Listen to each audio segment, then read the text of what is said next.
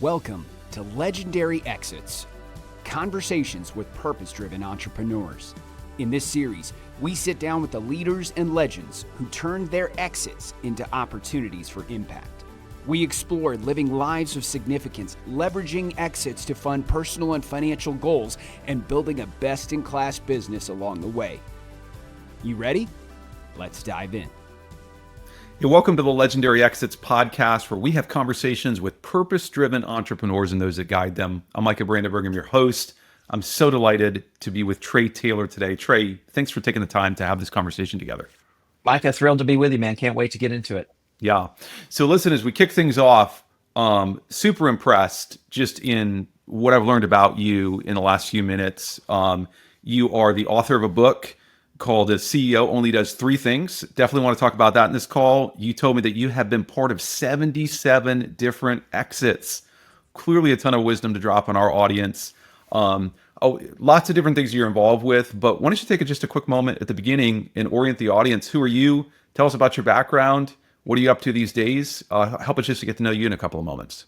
Yeah, sounds good. So, I'm a third generation family member around a core of businesses, assets that we own in real estate and startup, in the insurance business and those kinds of things. And so in 2019, we decided that those commitments were getting a little bit out of hand and we needed to sort of bring in a management structure for those. So we formed a family office. So I think primarily, my business card today is the way that I think about it is sort of the head of that family office. And then we have associates and managers and partners and family members that touch various assets and businesses that we own there. But my job sort of is to say, hey, let's put that together and now let's chart the course for the future. So I'm third generation. We have fourth generation now in the office. What does the next 2 to 3 generations look like, and how do we address the challenges that they might have? That's where a lot of my work is going right now. That is really impressive, because my understanding working with family generational businesses is when you start to hit the third generation or the fourth generation,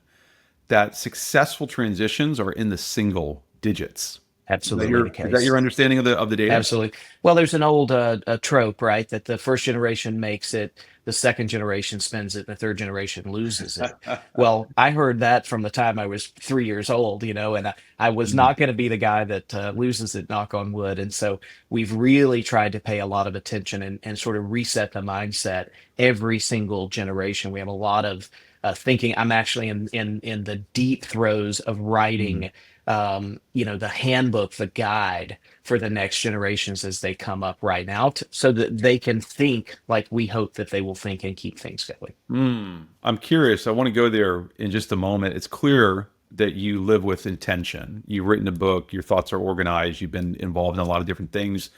As you think about writing that handbook, because this is classic succession planning.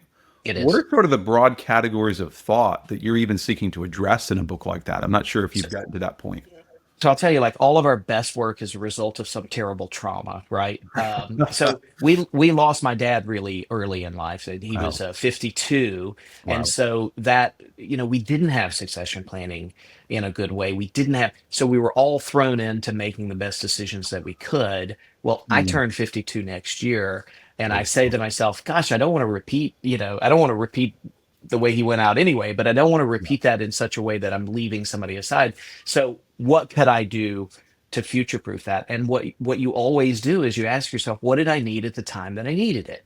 Okay. And you go in and provide that. So that's what I'm trying to do with that book. That book won't be published, although I think there is probably an audience and a market for how do we form a family office? How does it work? I do a little bit of speaking on that right now. I have a booked a session next week about that topic. So I think there's an audience for that, for sure. But to your point, let's be intentional about what challenges we think come down the road and answer as well as we can today. Yeah. You've clearly got a great background. Define for us the concept of a family office. Obviously, we get a broad array of folks in this that listen to this podcast, and some that may be running companies that may not be familiar with that term. So how do you think about that term? What does that mean to you? And how has that impacted the way that you're the family office, the original family office was the Rockefeller family office. And what they had decided, so Gen 1, the Titan, right? John D., he had built this amazing thing. They say that he's probably the wealthiest human in history.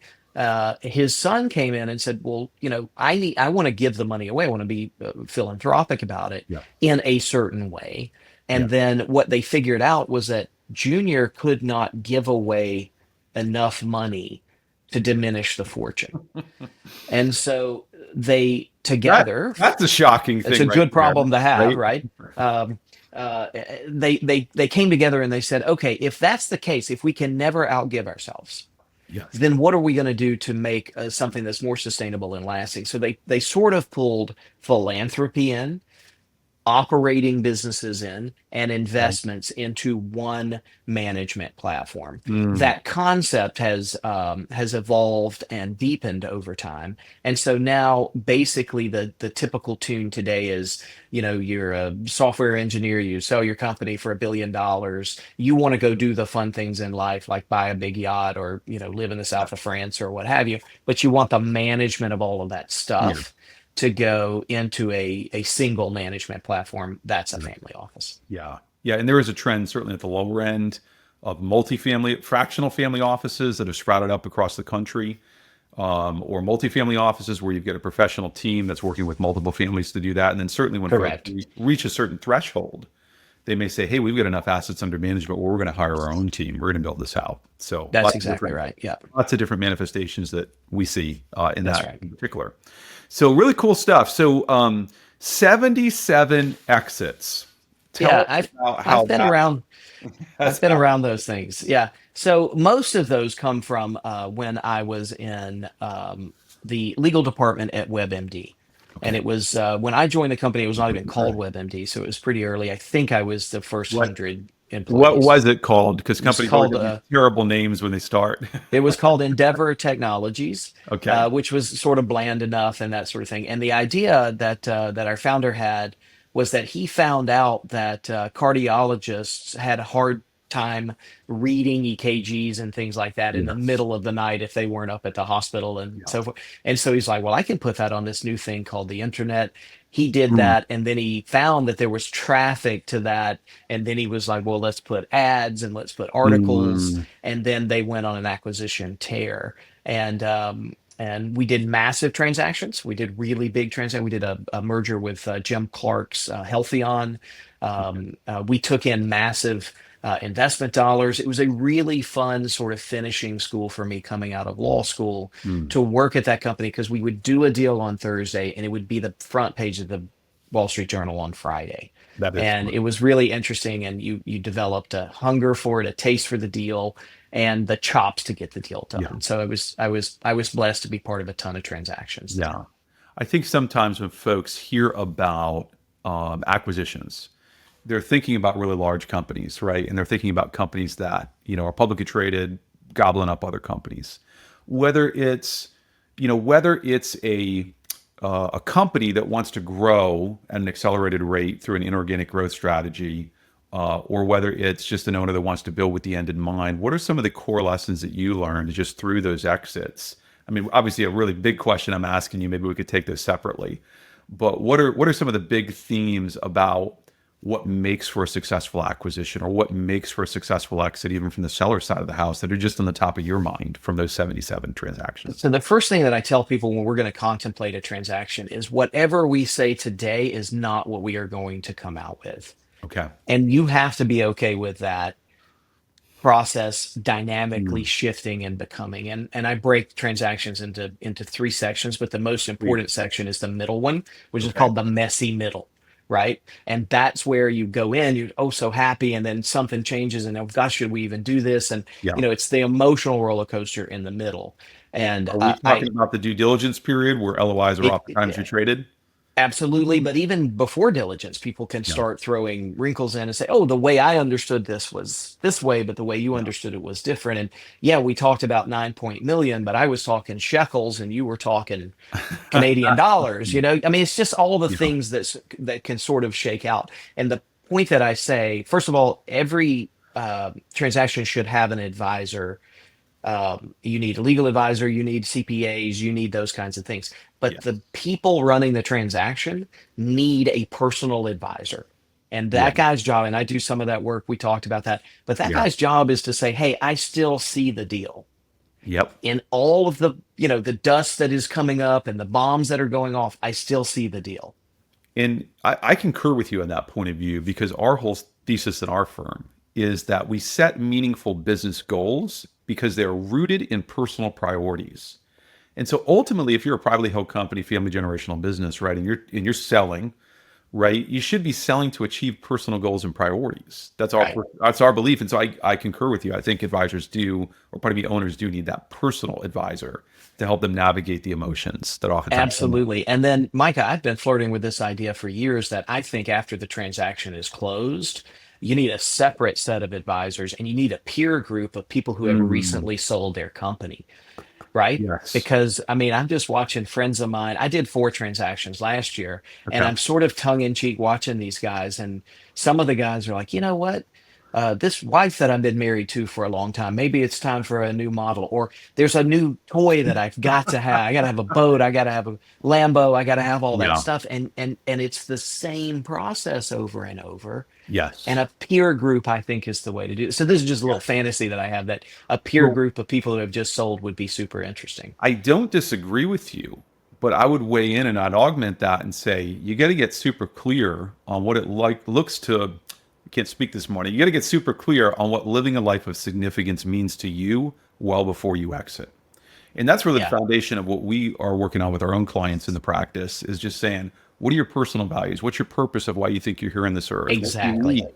Because if you can do that, you can begin to envision now what you're going to do afterwards, and you can beat the regret that so many owners have. That's exactly right. And look, we live in a world of constraint and scarcity. Yes. And when you relieve a ton of that, your Mm, identity that has been, I'm the guy that strives against these things and overcomes it. Well, if those are gone, who are you? So you have a huge identity shift. It's yes. like when the kids go away to college, or, when you first get married, you've got those identity Mm. points that have to come in. I think that's a big part of it. I'm doing a lot of thinking about that. Yeah. Yeah, I want to come back to your point where you said there's three parts of a deal. The middle part is the most important, and you need to understand that you're not going to come out the other side in the same place as where. Let's dive into that a little bit Yeah. deeper. What is that middle part?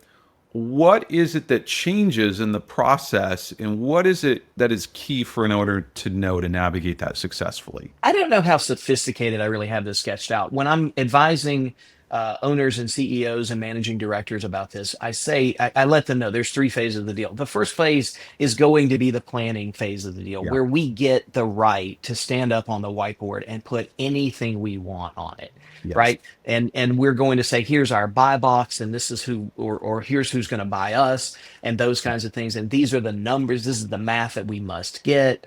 Yeah. And by the way, my sister works in the company and I want her to stay with a job, so that's an important deal point. And we're really fleshing out a lot of the wish list, right? And sometimes I've got this little postcard. I don't have it in front of me. I got a little postcard of Santa Claus, and I'll put Santa Claus up. Like, this is the list that you're going to live for In Santa Claus. in particularly where I find that deal box gets interesting is when you've got multiple partners, right? Absolutely, and that's why you have to do that work jointly, right? Exactly. So I had a conversation earlier this week with a prospective client, three partners, two very committed to a shorter time horizon of an exit, but the third set, who is a minority owner, says, "Hey, that's not going to be life changing for me." So my timeline is, and I said, "Hey, this is amazing to know this. How do we craft a win-win now? Now that we've got all this on the table." So That's exactly right. And sometimes maybe it isn't even equity owners, it's just family partners. So I yeah, worked with a client last year. He's third generation, fourth generation is his son in the business. And the son mm, says, I don't know why you think I can't run this business. And it was yes, like, whoa, wait a minute. Nobody thought that. We're trying, the dad was like, we're trying to give you something that we didn't get, which is this sort of unlimited capital for you to live your life of dreams. And they saw it very differently. They yeah, opted not to pursue transaction. After that long yeah. conversation, they said, we're going to give him a shot to run the business. You know, the number one issue that I find in family gen businesses, and you are a family gen owner, so you keep me Mhm. honest on this and critique this. There are power dynamics between children and parents that go from childhood into adulthood. And oftentimes it means that there is not open communication on certain topics. Oh, all the time. You're exactly right about that. Because look, there are things in families that you're not allowed to say. Well, Yes. when you work with family and bring that into the workplace, it doesn't mean all of a Mhm. sudden that you are allowed to say it. As a matter of fact, there are things in work that you're not allowed to say, and Yes. you marry family business, and now you have a lot of things that you're not allowed Yes. to say. Yeah. So we're talking about the messy middle, and so we've established our buy box and that messy middle. Take us there and take us what's going to change in most deals between the start Mhm. and the finish, and then how do people navigate that? Because that's tough emotionally once you've committed to something, right? To have it change on you. It is. So the first phase of the deal is the planning deal, and you have 100% of the control, Yeah. right? Anything you want to go on the whiteboard can go on the whiteboard. If you don't want to, you can delete it, that kind of stuff.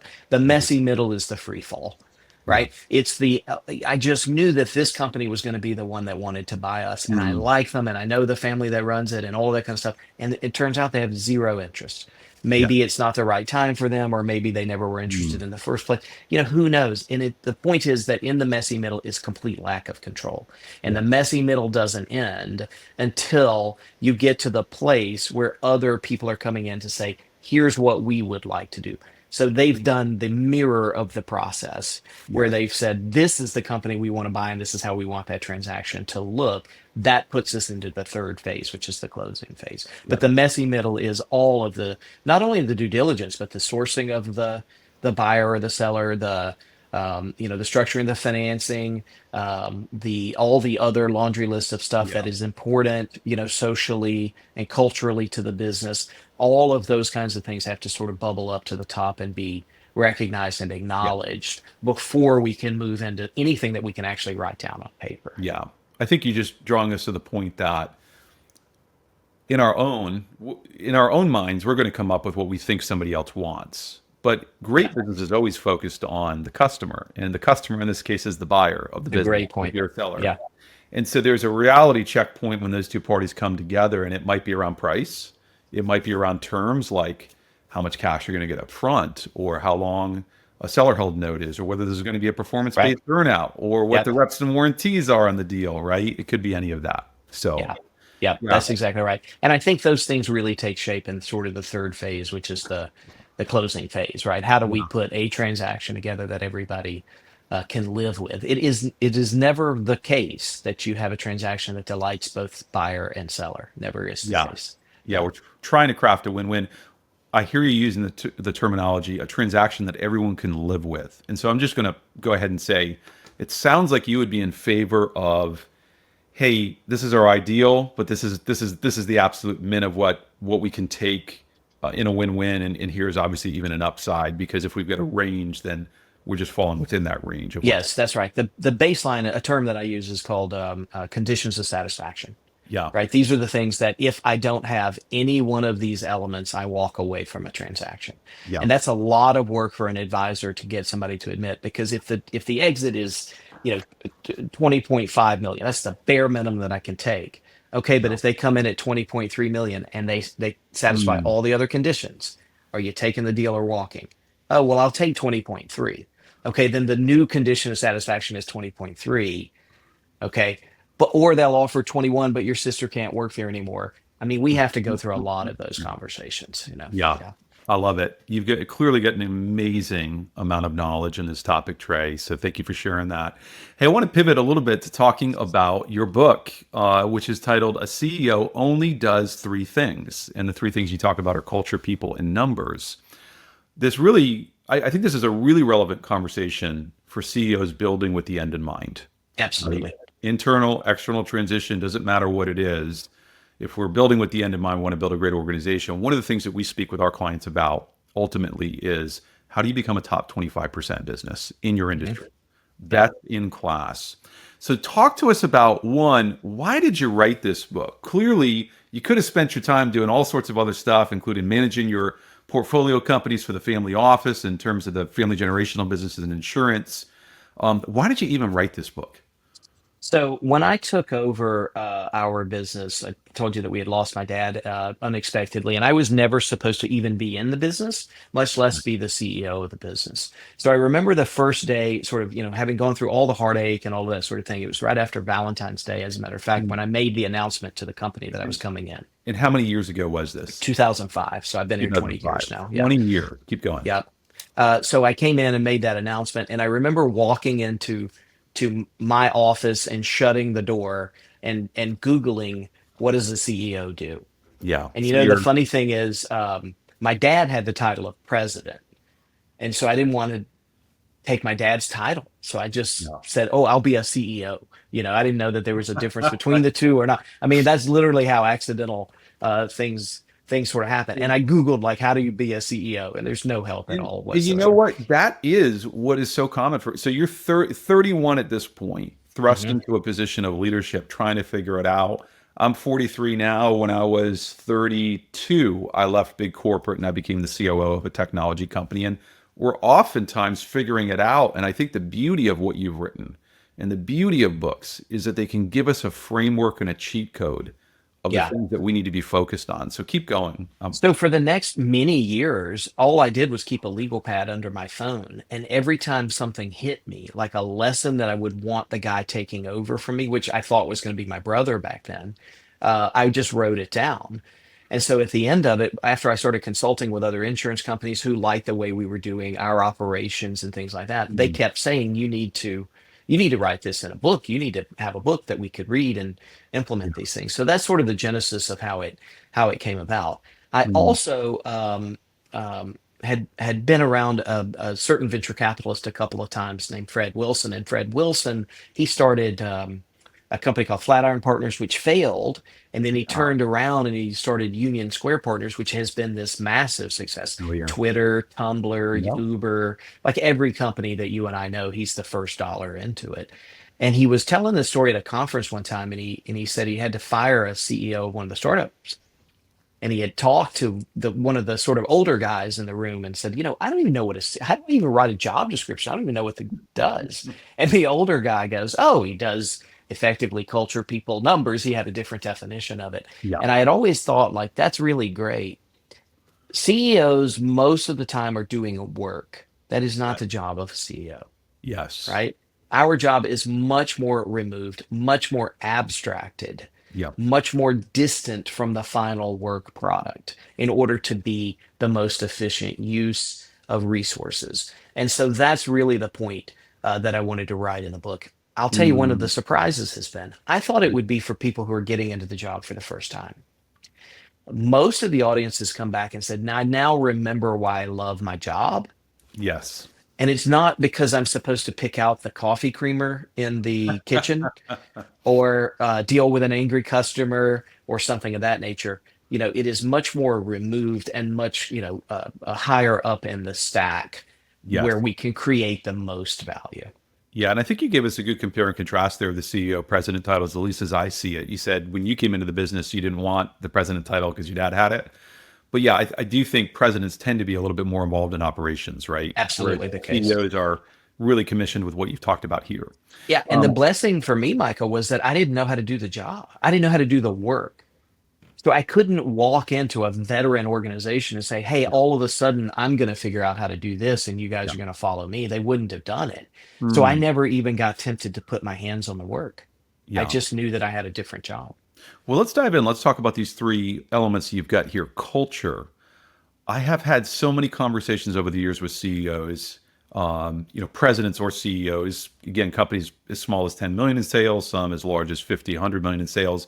Very misunderstood. People think it's nebulous. They don't Mhm. understand what it is. They think it's something ethereal. It's oftentimes weaponized against employees like, oh, you're not a Absolutely. culture fit. So Yeah. give us a definition of what culture is. Why should it be important to a CEO who's listening to this? And what are those actions whereby they can build an amazing culture? Maybe we can Yeah. get here. Culture is the water in the fish tank. And you Okay. want the fish to be beautiful and swim around and not die and eat the right things. And Mm, culture's the water that we have to keep clean and nourishing for other people to do what they're supposed to be doing in the fish yeah. tank. It is more specifically your values in action. And Okay. so my definition of culture is rooted in the idea that we have articulated cultural values. Mm, So it doesn't make any sense to have these values, but not talk about them, not put yes. them on the wall, not, interact with them on a daily basis, because that is what your culture is. So the other part of that is whether you do that or not, your values are still your culture. And Yes. so that's kind of a lowest common denominator culture, and a lowest common denominator culture only benefits the individual, Yeah. and So that's not what we're trying to do. so first off, I love it's the water in the fish tank. I've never heard it explained that way before, so I'm going to steal that. Um, yeah, I think you're calling out that even if you've never written your values down on the sheet of paper, you have values as a company, You and do, people yeah. experience them whether they're explicitly tilled and identified or implicitly just there. Um, Help us understand. There's so much talk about values, but values again, it's kind of a belief or an ethereal concept. How would a company bring the values into actionable behaviors each day and Yeah, cultivate this those? is the funnest work that I actually do, is holding somebody's head in the toilet bowl until they come out and say, "Okay, I give. Here's what I believe should be true in the world." Okay. Right. So my interest is we have 13 value statements. We call them the B attitudes, and each one of Hmm. them is a hortatory instruction of how Hmm. should we Yeah. be. It's a Number riff one on the is Jesus' Sermon on the it Mount, the is. It is attitude. absolutely, Yeah. because we're a values-based organization, and that's a way that I can sort of communicate that. But number one is be client-focused, right? It's number one because if we don't be client-focused, we don't be anything else after that, because we Hmm. won't have any clients and any reason to be together. And Yeah. then we've got 13 of them, and this is a little bit of a serendipity, but you can repeat those values 4 times in a year, once a quarter. So Yeah. 13 goes into 52 4 times, and so we have cultural rituals that we touch these values on a regular basis. Ooh. I have clients that have Give us an four example values. of Yeah. one. Cultural uh, ritual. I love yeah, that. perfect one. Every single week, somebody in the organization is tasked to look at the value of the week. What's the beatitude of the week, Mm. right? This week was be truthful. Mm. It's number 7 for us. And what we do is we take the entire script of the beatitude, we Yes. put it in an email, Yes. we then go and say, here is a person that works with us that I caught doing this value, I love right? that. I used Yeah. to be at a And it, company where we would do that live every Friday in a and staff then meeting. we have our staff meeting, and it's the very first thing that we review, and we take, on an hour meeting, we take 15 to 20 minutes, and people will go around the room and say, this is one that I value, and hey, Trey tells the truth in this situation, and I saw it and I learned this from it. Or Tom tells the truth when it's a really difficult thing to do, and this is a tip that I can take from it. So that's the primary cultural ritual that we use Mm. to stay acquainted with our values. You had asked me earlier, why does a CEO care about culture? Yes. Because culture is the greatest unpaid manager you've ever had, right? Mm. My team does not worry now about should I tell the truth. What they concern themselves with now is how should I tell the truth in a way that reflects this beatitude? I love that statement. Yeah. Culture is your greatest unpaid manager. Wow. Because it's always there looking over your shoulder, reminding you and nudging you, Yeah. that sort of thing. Yeah. Are there other big elements under this concept of culture? I mean, we've talked about values in action, but are there other pillars of that, or is that really the big focus you would point people to? So culture shares, a Latin root with the word cultivate. And Yes. I like to think of culture, and other people do this as well. A lot of other writers will talk about culture as a garden or something like that. But in a garden, you cultivate the garden by adding the things that you need, that you want to have. So I want to have apple tree because I want to eat apples, right? But Yeah. you also have to subtract the things that are bad for those things. And so, terrible story, but a Yeah. couple of years ago, one of my top producers in the insurance business that we run, decided that it was okay for him to say and act in a way that was not appropriate with a female employee. Mm. It took me 12 minutes to pull that weed. Yeah. After I found out about it, it took me 12 minutes to tell him that he didn't have a place with us anymore. And that wasn't a hard thing. I went to sleep that night at 9:30 like I always do.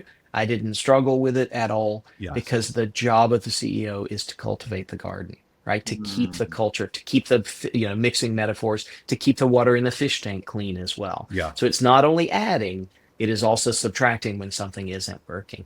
That's a really egregious example. Most of us would do that, right? But there are also people that can come in and they're not invasive species weeds. They're just unattractive, Mm. plants that may not add to to the total. So they're just mid, like my 13-year-old says. And it is just as important for me to take them out of the garden and put them in a place where they can flourish. Probably not a company that I own, Yeah. but I can put them elsewhere. Yeah, Well, that's just as important. I love all your thoughts, and you're speaking with an avid gardener. In fact, my 8-year-old daughter and I have been growing 1,000 flowers from seed in the garage. We planted a few hundred of them this week outside. Nice.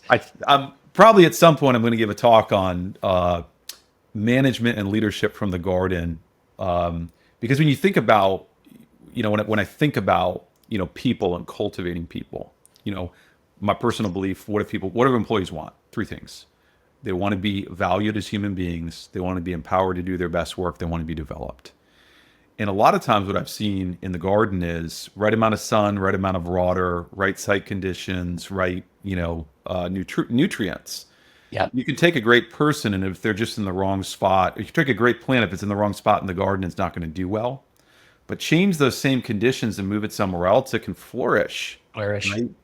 And I've certainly seen that both with people and in the physical garden. So one of the books I threaten all the time, I think of it in terms of Crush, the winemaker's guide to business, right? And the point there is, like, there are phases for you to grow grapes, turn them into wine, put them in a bottle, and that sort of thing. But I think about that in terms of people development all the time as well. Yeah. Let's press forward with the limited time we've got left and talk about people and numbers. Obviously, we had a brief conversation there about gardening and people, but what are the things that why people? What is it about people from your point of view that a CEO needs to know and needs to believe and execute on to build a best-in-class company and even a company that's going to be desirable to an acquirer?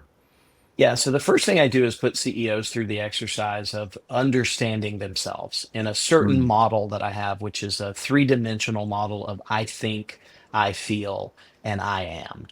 And I want that to take place. I want the CEO to realize that I think in certain ways, I feel in certain ways, and both of those are tied to the belief I have about myself, the Yes. self-image that I have. And if it's true for me, then it is also true for other people. And now I'm starting to get an understanding for why people behave the way that they behave. And very often I can get out of this idea that I need to go argue with you or instruct you and those kind of thing and attach you at the intellectual level, where Yes. what I should do is to say, hey, let's talk about how we might change your beliefs and self-image in order for you to achieve more or be in a better place. So that's the foundational model. Yeah. If I recognize that, then I'm already a better people manager. And then Yeah. if I really recognize it, I begin to understand that no Hollywood movie does an open casting call for the lead actor, You got it. right? It isn't, hey, we'll take the fourth person in line to play Tom Cruise in Top Gun, right? No, we want the perfect persona to be in the perfect role for them. And in order for me to understand that, I have to make sure that their self image fits that role. I love it. And it's important because I'm on a journey and I only want those people that are on the same journey with me to be with me on the journey, because otherwise I have to peel off 80% of my energy to try to corral them to be along the path with me. Yeah. And I think what's important for folks to realize is this isn't a rightness or a wrongness about people, right? We're not rendering judgment that some people are valuable or invaluable. We're just simply realizing who we are, because I believe self-awareness, I believe, is the foundation of great management and leadership. And so I love what you just laid out for us. We're just realizing who we are, who our company is, what the role is about, what the relationship's going to be like between us and our employee. And we're inviting people who are the right fit into that journey with us. Absolutely, and it's a Jedi mind trick when you really get down to it. And so the idea is everybody has a contribution to make. As a CEO, can I take that contribution and make it profitable for us jointly in a business together? If I can't, it's not a fit for us, right? But it's nothing to do with you. There's no commentary on you as a person or your contribution. Yeah. Let's go to the numbers. So frequently, the third point in your book of culture, people, and numbers, so frequently, you might find folks who say, hey, we're a family here, or, we're really committed to serving our people, and leading with numbers seems to be very harsh, or it seems to be cold. So Tell us the rationale of leading by numbers and what some of those numbers are that you love to look at and you coach CEOs to look at for primary I, health. I think you hit the nail right on the head. We give people half the equation, but we hide the other half, Okay. right? And so we Right. start with a full conversation of you have to be as transparent as you want to be successful. Now, Mm, does that mean that every time I cut myself a W 2 check, I run around the office and tell people what I paid myself that week? No. But they should also know that the executives are paid. And we do this every Friday on staff meeting. We show the entire company our books for the week. yes. They know our cash flow. They know that sort of thing. They Yep. don't know that Haley makes Yeah. X amount of dollars, You're but they not know getting the into the office staff individual does. transactions, but you're summarizing it in a clear way that makes sense That's to the right. audience. And then I tie it to our annual goals. So we're Mm. famous for doing, sort of lavish destination Christmas parties at the end of the year, Ooh, like the end of the year I like that. celebration party. Well, this year the party that they're requesting is in New York. And for me, it's an algebra problem. A plus B has to equal C. If C is going to cost this to go to New York, no problem. But B has to be this Yes. and A has to be that. A is my Mm. contribution. Here it is. The dollars are there. B is yours. And if you don't make yours, we don't get C. And I so we're super transparent on that. I love your focus in tying numbers back to the people in terms of transparency and motivation. Take us to a B part of the numbers. In your mind, as a CEO, if you walk into a client company or you're walking into one of your companies and you're limited to seeing 3 to 10 metrics, what are you looking at that's going to show you company health? And what do you think an acquirer, even who's going to buy a company, what are those first cut metrics they're looking for? I'm going to give you the response that I hate that when people give it to me. It depends. Go But for it. let me just say, it depends on the role, Yeah. right? So a CEO should have 3 to 5 KPIs that are no surprise to you. I want to look at my top line. I want to look at my COGS. I want to look at expenses, Yep. and I want to look at bottom line. And I want to see as much free cash flow as I can see, right? So those Yep. are the 3 to 4 financially healthy numbers that I look at. I have a recruiting Mm, goal. I want to make sure that I'm on top of that recruiting goal all the yes. time. Yep. And I have a sort of we do this thing and it's a little bit special at this place where everybody has a life goal that they're trying to achieve in this year. And I Mm, just want to know how we're stacking up on that. And yeah. that's a self-reported goal. It's a little bit softer and Yeah. it's a leading indicator type goal. But those are the ones that when I sit down in the morning and look at my dashboard, I get a little printout dashboard on that. That's what I'm looking at every Yeah. morning. Yeah. I like your focus on the life goal. I'm going to segue a couple of things together that I think are key for employee retention and get your comment on that. One of the questions I love to ask people when I interview them, probably third question in my flow is, hey, Trey, if we're sitting here together, it's because there's something that you want to be true in your life, either personally or professionally, that's not currently true. What is it? What is it? Yeah. Great, And, great question. and I like to get that out in the interview process because I want to know what the dissonance is because creating job offers and getting people to move companies is oftentimes about resolving dissonance in their life. And it might be flexibility to go pick up an aging relative and take them to doctor's appointments, right? Might be development in their career, might be anything of that nature. And I think retention is really as simple as knowing your people, knowing what their personal priorities are, and helping them achieve it. What are your thoughts on Yeah, that? completely agree with you. So two things I'll say about that. Number one is we do a goal setting process every year. I produce in association with my, graphic designer this beautiful little book every year that encapsulates the theme that we have for the year. Mm, And we set, obviously if you're in sales, you set production goals. But besides that, everybody sets 3 goals on how I'll be a better person, mm, whatever that version of myself is. I don't force them to say, I want you to be a better dancer or a better father. That's their yeah, business, what they put down there. yeah, 3 goals on how they're going to benefit the business better, how they're going to be better for the business. And yes, then we have a family goal session that they set a goal with a family member to improve their relationship or their family as a whole. We yes. share those goals in our January all hands meeting, and then we do a recap every quarter in our all hands meetings as well. So Mm, we're an extraordinarily goal setting and goal focused organization. Now, here's the key. In my very first interview with anybody, I don't talk about the capability of the position. I don't talk about the compensation. I yep. don't talk about the commitments that they have to make. The only thing I talk about is the culture.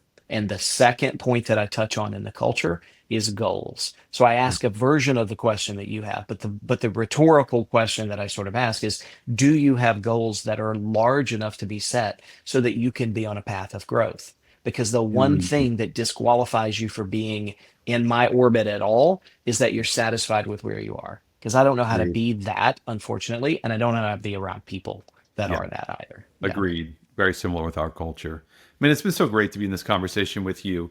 Hey, as we begin to wrap up here, why don't you share with folks? I mean, I know you've got a book out. I know you do some stage speaking. You've clearly shared that you do some consulting. Tell us tell us ways, one, that folks can connect with you, what some of those opportunities are to engage with you, anything you might want to share like that as we come to the close. Yeah, absolutely. So I have a newsletter that I publish. If you like the stuff that I sort of bebop around on, I publish a Cool. newsletter, and it's just free thought, and it's free. I don't charge for it. It's called Plant Your Flag. You can sign up at plantyourflag.live. It's the Substack newsletter. So people enjoy that. We got thousands of people that read that. People enjoy that and interact with it and that sort of thing. Yeah, I do advisory work for all kinds of transactions. M&A, corporate development, and that kind of thing. Obviously, we're in the insurance business, so I should probably plug that. If we could help anybody with an employee benefits problem, I should probably suggest that. Cool. And then the book is on Amazon. A CEO Only Does Three Things: Finding Your Focus in the C-Suite. It's also on Audible. And my publisher ordered and just sent me a note yesterday that on May the 6th, the Spanish version of both of those is going to go on Amazon as well. So Awesome. that's an interesting twist that's coming there. Awesome. Well, Trey, we will list some of those items in the show notes. Thank you so much for being with us. Love this conversation today. And I Hey, look forward Micah, to thank you putting so more time much. together. Yeah, thanks, man. Good to chat with you. Thanks for joining us on Legendary Exits. We hope you enjoyed the conversation. If you did, give us a 5-star review on your favorite podcast platform, and be sure to subscribe to the show to stay connected with more stories of purpose-driven exits. You can find more information at legendaryexits.com. Until next time.